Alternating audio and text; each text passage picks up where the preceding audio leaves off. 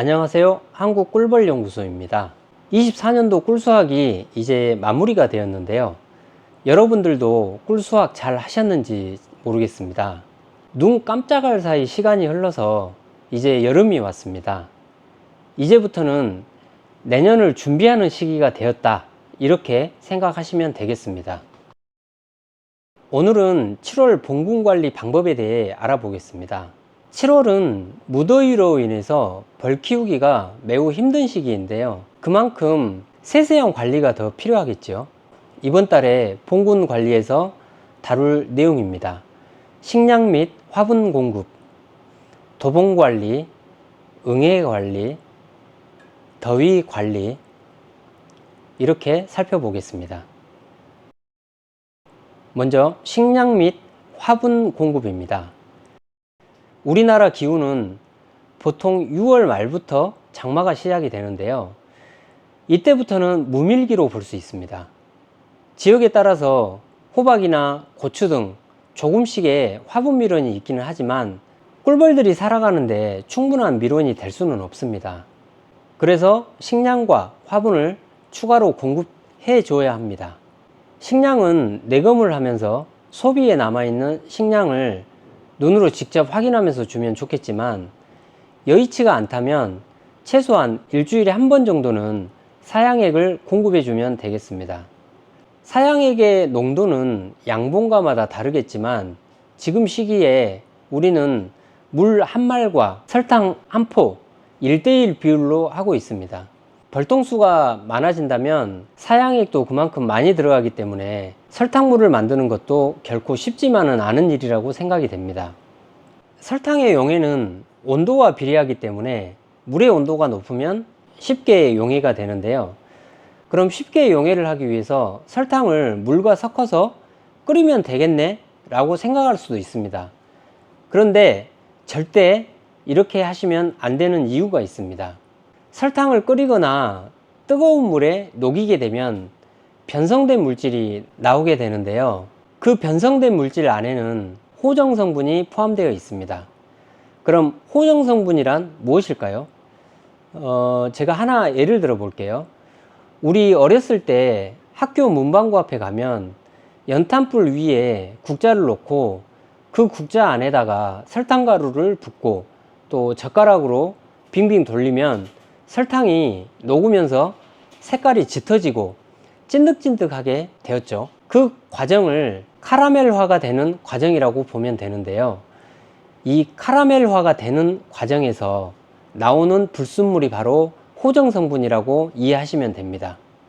호정 성분이 꿀벌에게 극단적으로 안 좋은 영향을 미치는 것은 아닙니다. 그렇지만 꿀벌이 호정 성분이 들어있는 설탕물이나 꿀을 섭취하게 되면 소화불량이나 설사 등의 소화 문제가 발생할 수 있습니다.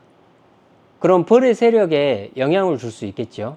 그래서 설탕을 용해할 때는 용해기를 사용하거나 용해기가 없다면 미지근한 물로 잘 저으시고 녹여서 공급하시길 바랍니다. 무밀기는 꽃이 없는 시기이다 보니 화분의 채집도 원활하지 않는데요. 각자의 밀어놓은 상황을 살펴보고 필요하다면 적절하게 대용 화분을 공급해 주는 것이 좋겠습니다. 적절하게 라는 것이 참 어려운 기준이긴 합니다. 제가 양봉을 함에 있어서 경제성과 효율성을 따져서 해야 한다라고 자주 말씀을 드렸는데요.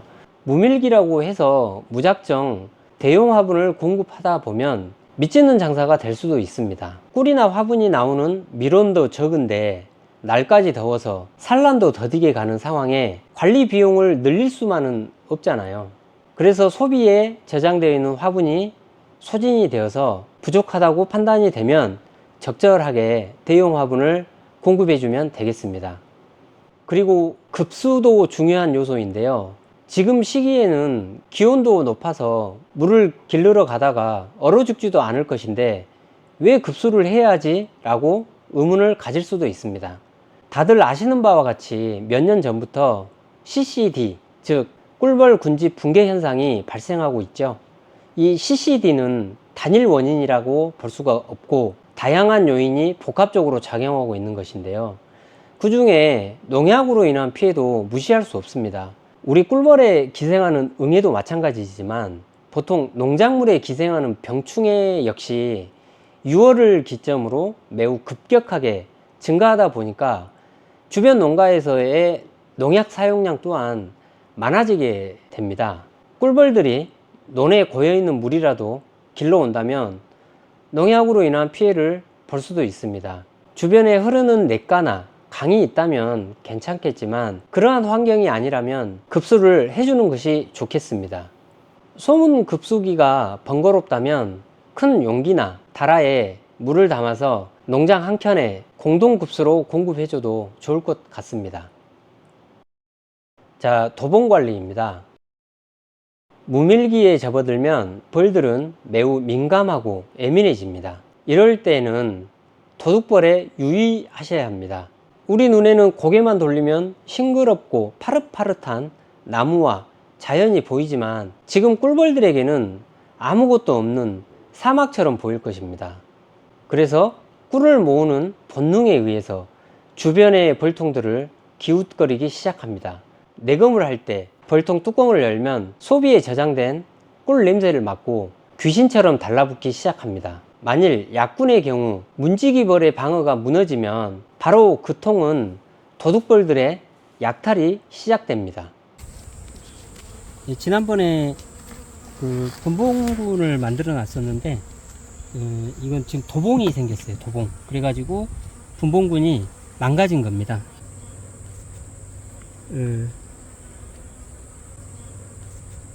태어나지도 못하고 너무 불쌍하게 처참하게 다 죽어 있네요.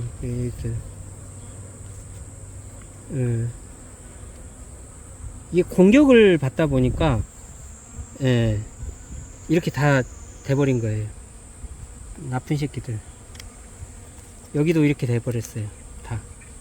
그리고 밑에 보시면 소비를 먼저 봐야 되겠구나. 소비가 이렇게 도봉 공격을 받게 되면 이렇게 다 갉아먹어 버립니다. 소비도 이렇게 망가지고 밑에 보면 사체도 많고 그 다음에 밀랍 찌꺼기도 굉장히 많죠. 이쪽에 이렇게. 이제 그 벌통이 무너지는 건 시간 문제이며 약탈의 강도가 높아지면 그 벌통 내에 있던 벌들도 전투의 의지가 꺾여서 더 이상 도둑벌들과 싸우지 않고 덩달아 배에다가 식량을 담기 시작합니다. 그리고 자신의 벌통을 버리고 꿀을 가득 담은 상태로 다른 벌통으로 들어갈 것입니다. 꿀을 가득 담은 벌은 다른 벌통에 들어가더라도 해당 벌통에서는 공격을 하지 않습니다. 참고로 이 원리는 합봉을 할 때도 유용하게 사용되는 것인데요. 배를 잔뜩 불린 상태에서 합봉을 시키면 안전하게 할 수가 있습니다. 꿀벌들은 식량을 쉽게 얻으려고 하는 습성이 있는데요. 자, 이제 약탈을 했던 그 도둑벌들은 쉽게 꿀을 얻는 것에 맛이 들려서 이 벌통 하나에 멈추지 않고 또 다른 벌통을 찾아서 들어갈 것입니다. 그렇게 해서 한 통씩 한 통씩 무너지기 시작합니다. 제가 매우 극단적으로 이야기한 것처럼 들릴 수도 있습니다. 하지만 도봉이 발생하면 도봉이 발생한 통에 옆통, 앞통, 뒤통 연달아 공격을 당하면서 여러 통을 한꺼번에 잃어버리는 상황이 일어날 수 있기 때문에 무심코 넘겨서는 안 된다고 생각합니다. 도봉을 예방하기 위해서는 외역봉들이 활동을 시작하기 전인 이른 시간이나 일을 마치고 귀수하는 해질녘쯤에 내검을 진행을 하고 내검 시간 역시 최대한 짧게 가져가시길 바랍니다. 그리고 사양액이나 저장된 꿀이 흘러내리지 않도록 철저하게 관리하는 것도 중요합니다. 다음 응애 관리입니다. 양봉은 응애 관리만 잘해도 성공이라고 하지요. 그만큼 응애 방제가 매우 중요합니다. 꿀 수확이 마무리된 이제부터는 본격적으로 응애 약제 처리를 하시어 응애의 밀도를 줄여 나가야만 합니다. 응애 약제의 종류를 살펴보면 크게 친환경 약제와 화학 약제로 나눌 수가 있습니다. 지금 시기에 사용할 수 있는 친환경 약제 중에는 개미산을 추천드립니다. 개미사는 고농도로 하는 단기 처리, 저농도로 하는 중기나 장기 처리 등 다양한 방식으로 약재 처리를 하다 보니 딱 정해서 이 방식으로 하세요라고 말씀을 드리기가 어렵습니다. 본인의 상황에 맞는 방식으로 선택 사용하시면 되겠습니다. 개미사는 응애의 저항성, 즉 내성이 없고 봉판 속까지 침투가 가능하다는 장점이 있지만, 반면에 강한 산성 물질로 접촉이나 흡입으로 인해서 우리 인체에 심각한 자극을 줄 수 있습니다. 그리고 어려운 농도 조절, 과도한 사용, 이런 것들로 꿀벌에게도 영향을 줄 수 있습니다. 화학 약재로는 아미트라즈 계열의 속살만 2호 또는 10호, 쿠마포스 계열의 코마 H 등을 추천해 드립니다. 약재 처리는 한 가지 약재를 지속적으로 사용하는 것이 아니라 다른 약재들과 교차해서 사용해야 합니다. 예를 들어서 1회차 개미산, 2회차 속살만, 3회차 개미산, 4회차 코마 H, 이러한 순서로 사용하는 것입니다. 요즘은 친환경 농산물로 농약이나 화학 비료를 사용하지 않고 천연 비료만으로 재배하는 농산물들이 많이 있죠. 안타깝지만 꿀벌의 응애 관리에서는 친환경 농산물과는 달리 친환경 약재로만은 극복하는 데 있어서 한계가 있습니다. 적절하게 친환경 약재와 화학 약재를 함께 병행 사용해야 합니다. 이제부터는 가장 우선순위로 해야 할 것이 바로 응애 관리입니다. 그래야만 월동을 잘 보내고 내년 봄에 건강한 봄벌을 기약할 수 있습니다. 마지막으로 더위 관리입니다.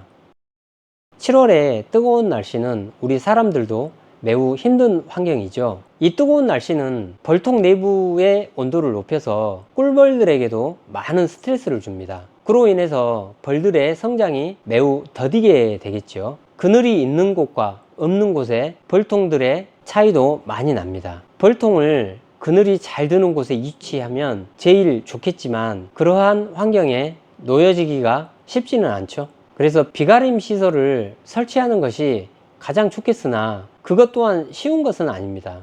간편하고 쉽게 더위 관리를 하는 방법으로는 건축용 단열 스티로폼을 활용하는 것을 추천드립니다. 한 장의 사이즈는 900에 1800ml입니다. 보통 벌통 3통 정도를 덮을 수가 있기 때문에 10장 정도를 준비하신다면 30통 정도는 덮을 수가 있습니다. 가까운 철물점을 이용하시면 비용 부담은 7만원에서 10만원 선이 되지 않을까 예상이 됩니다. 올해는 무더위가 일찍 시작이 되었습니다. 더위 잘 극복하시고 건강 또한 잘 챙기시길 바랍니다.